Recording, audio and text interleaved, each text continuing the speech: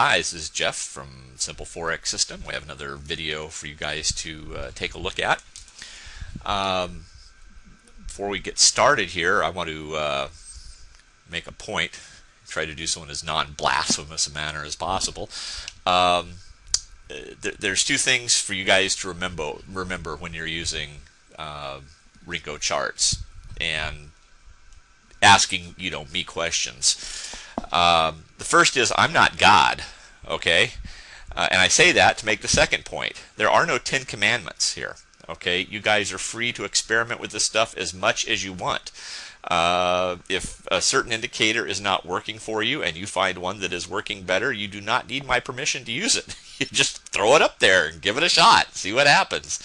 And there's several people out here who have been experimenting with different variations on Renko.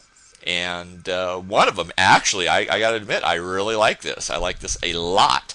And the guy who did this is named Parker. It's a buddy of mine, lives out west, and I've known Parker, been communicating with him about Forex for years now.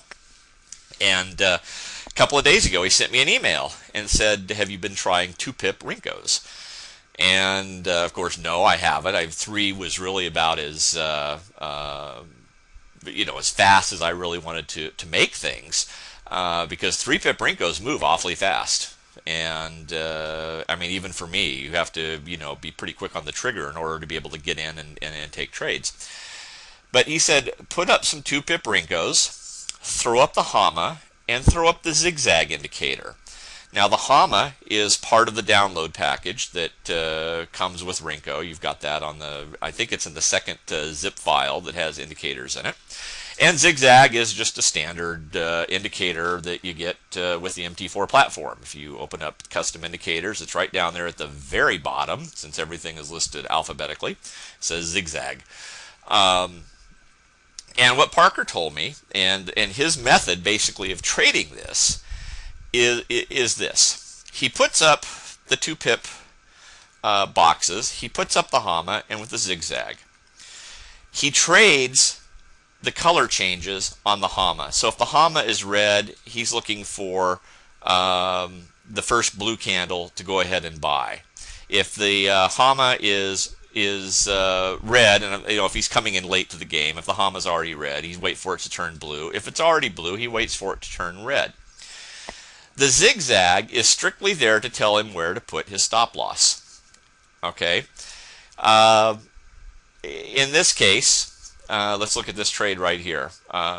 This is your first red HAMA candle. It's a sell. And the sell would have been about 135.08. The stop loss would have been up here at about, see if we can get this figured out here. What is that at? It's 20. That's 22. Okay, so that's about a 14-pip stop loss.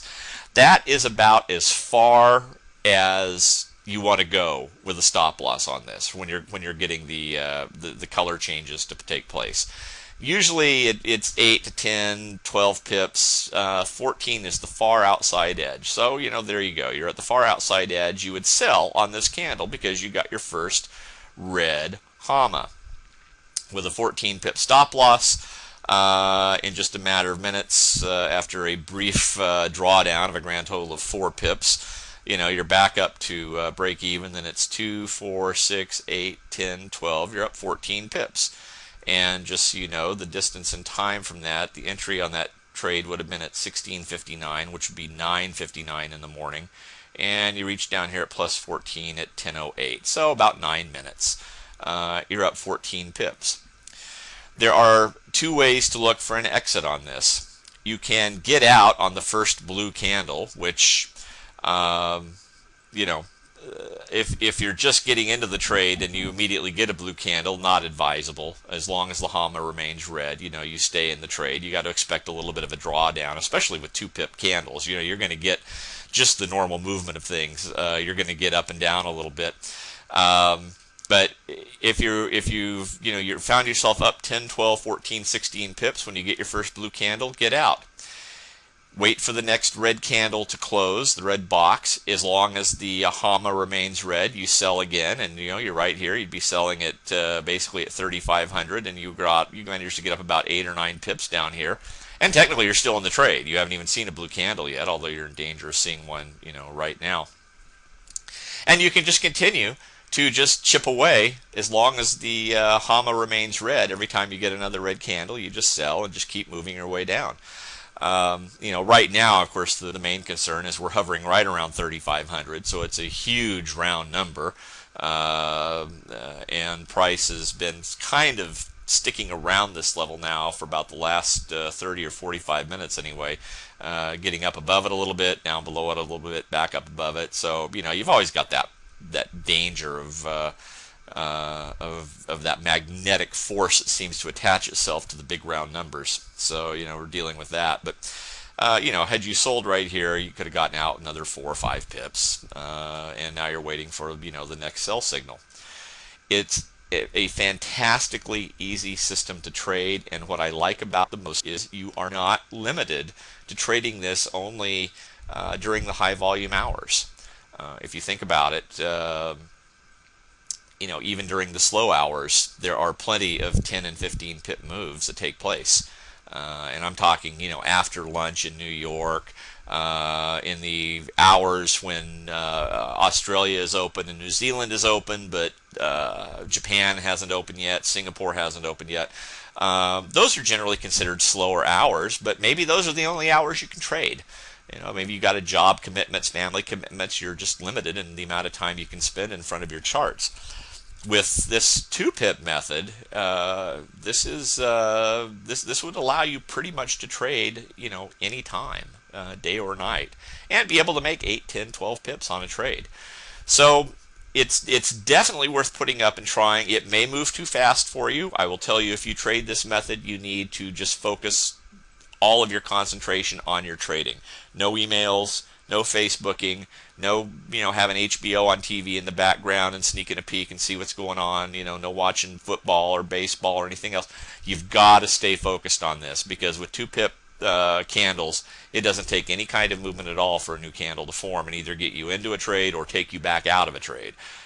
So devote your full attention to your trading if you're going to be using this. But if you are going to be using this, you stand a very good chance of making some very decent pips. Last night, right before Japan opened, for that matter, Parker and I were trading emails back and forth, and I just happened to put this up a little bit after 5 o'clock my time. I think it was around about 5:30 or 6. And between about 5:30 and I want to say maybe 7 or 7:30, there were a couple of very nice moves that took place, and the 30 or 40 pips was there for the taking. In fact, there was one trade I think ended up going like 70 pips at one point, which is you're not going to see that every night, obviously, especially prior to Japan opening. But just having this up there,